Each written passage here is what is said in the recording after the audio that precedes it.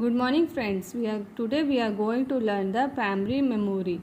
Primary memory, it is also known as the main memory, and it is an internal storage memory used by computer to hold data and instruction.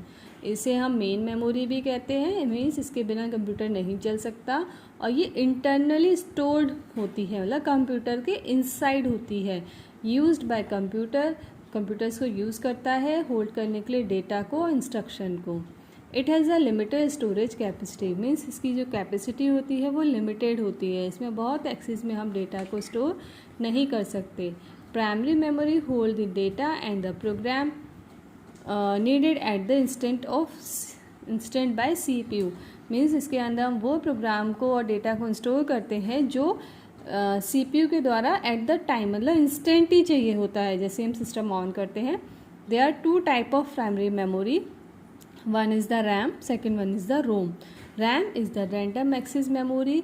जैसे इसका नाम भी define कर रहा है कि इस मेमोरी में हम जो डेटा एक्सेस करते हैं वो रैंडमली एक्सेस करते हैं. Okay. This memory is volatile in nature. Volatile का मीन्स है कि जब हम पावर ऑफ करेंगे तो हमने जो डेटा स्टोर किया होगा रैम में वो वैनिश हो जाता है, मीन्स वो लॉस्ट हो जाता है. ओके. इट मीन्स क्या हुआ कि जब हम रैम में कब तक अपना डेटा रख सकते हैं, जब तक कि हम कंप्यूटर को करंटली पावर सप्लाई दे रहे हैं.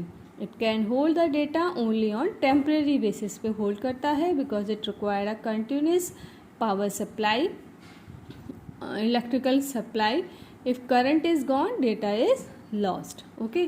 सिंपल वर्ड्स में हम कह सकते हैं power gone, data lost. Second पे आते हैं. It is based on the integrated circuits. ये किस पे बेस्ड होती है मेमोरी? हमारी ICs पे बेस्ड होती है. इसको शॉर्ट फॉर्म में कहते हैं हम IC, इंटीग्रेटेड सर्किट पे बेस्ड होती है. By this we could access the store data in the random manner. हमको अगर जो इसमें हमने एक्सेस करते हैं इस डेटा को, वो किस मैनर में करते हैं? रैंडम मैनर में. ओके. मतलब कोई सीक्वेंस नहीं होता है इसमें, हम जितना भी डेटा हम एक्सेस करते हैं वो रैंडम मैनर में चलता है. Next come to the RAM. RAM is the static RAM and dynamic RAM. RAM has a two part. One is the static RAM, second one is the dynamic RAM. Static RAM is also known as the SRAM. This memory required a constant power flow in order to hold the information. मतलब इसमें हमें, अगर हम अपनी information को store करना चाहते हैं तो हमें क्या देना पड़ता है? कांस्टेंट पावर देनी पड़ती है. SRAM इज़ मोर एक्सपेंसिव होती है एंड रिक्वायर मोर पावर. और हमें इसमें मोर पावर तो देनी है क्योंकि कंटिन्यूस पावर ही पावर देनी है अगर आप इसमें डेटा को स्टोर करना चाहते हैं. तो ये कॉमनली कहाँ पे यूज़ होती है? कैश मेमोरी में और वीडियो कार्ड मेमोरी के अंदर हम यूज़ होती है. लेकिन ये फास्टर होती है DRAM से. Okay.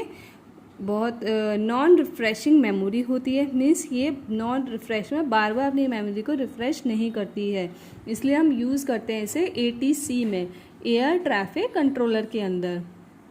Okay. Now come to the next, the dynamic RAM. Dynamic RAM को हम DRAM भी कहते हैं. Based on capacitor and transistor. ये किस में बेस्ड होती है? कैपेसिटर एंड ट्रांजिस्टर पे से मिलकर बनती है. Also known as the refreshing memory. इसको हम DRAM भी कह सकते हैं और रिफ्रेशिंग मेमोरी भी कह सकते हैं. बेसिकली यूज्ड इन कंप्यूटर में यूज करते हैं, स्मार्टफोन में, लैपटॉप में, टैबलेट में एक्सेट्रा में. तो बेसिकली दोनों में क्या डिफरेंस है? जो हमारा स्टैटिक रैम है ये बहुत एक्सपेंसिव होता है और इसके लिए हमें कंटिन्यूस पावर की सप्लाई देनी पड़ती है. ओके.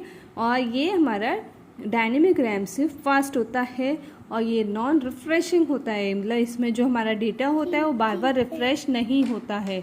और डायनेमिक रैम में क्या होता है? जो डेटा होता है बार बार रिफ्रेश होता है. ये बेस्ड होता है कैपेसिटर एंड ट्रांजिस्टर पे. और ये किस में यूज होता है? कंप्यूटर में, smartphone, tablet and laptop etcetera. Thank you. Come to the next part, that is ROM. ROM is the ROM, read only memory. In ROM, information once stored remain fixed and means the information cannot be changed. Means अगर हमने इसमें एक बार जो भी information डाल दी वो हम इसको चेंज नहीं कर सकते हैं. That is read only memory. फिर मतलब हम उस इंफॉर्मेशन को सिर्फ रीड कर सकते हैं लेकिन चेंज नहीं कर सकते हैं. Simply in ROM information only be read and used. Means देखो रोम का मतलब क्या है, रीड ओनली मेमोरी। जैसा इसका नाम से डिफाइंड होता है कि एक बार जो इन्फॉर्मेशन स्टोर्ड हो गई उसको हम सिर्फ रीड कर सकते हैं या फिर यूज़ कर सकते हैं, लेकिन चेंज नहीं कर सकते।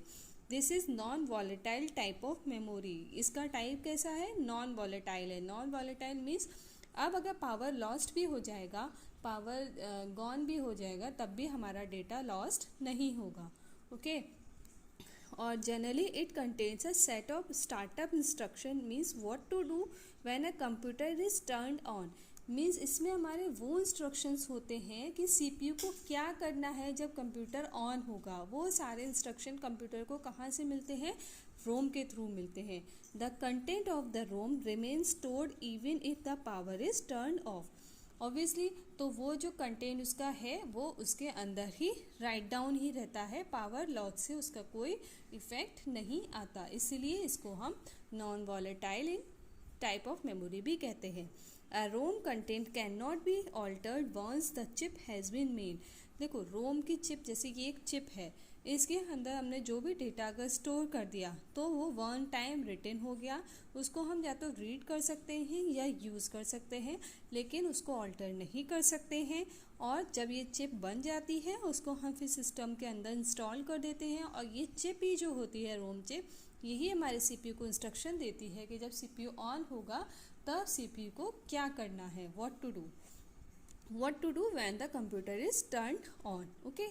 Okay now the next point is ROM contains written on chip. ये हमारे इंस्ट्रक्शन किस पे लिखे होते हैं, इस चिप के ऊपर। Okay now come to the ROM part. ROM has a 4 part, is the P ROM, EP ROM and double EP ROM and flash EP ROM. P ROM, जिससे इसका नाम की डेफिनेशन है, programmable Rome.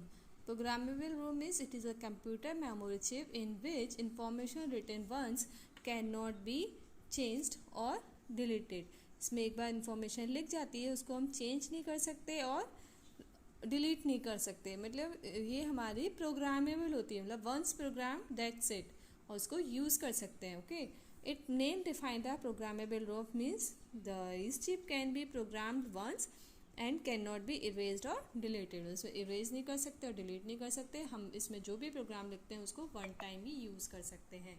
Next come to the EP ROM, erasable programmable ROM. Erasable programmable ROM जो होता है, इसका जैसे इसकी डेफिनेशन ही इसकी फुल फॉर्म बता रही है हमें कि इसमें जो भी हम प्रोग्राम लिखेंगे उसको हम इरेज कर सकते हैं। It is a computer memory chip on which the written information can be changed. इसमें हम जो रिटेन इन्फॉर्मेशन क्या करेंगे उसको हम चेंज कर सकते हैं by using the ultraviolet light.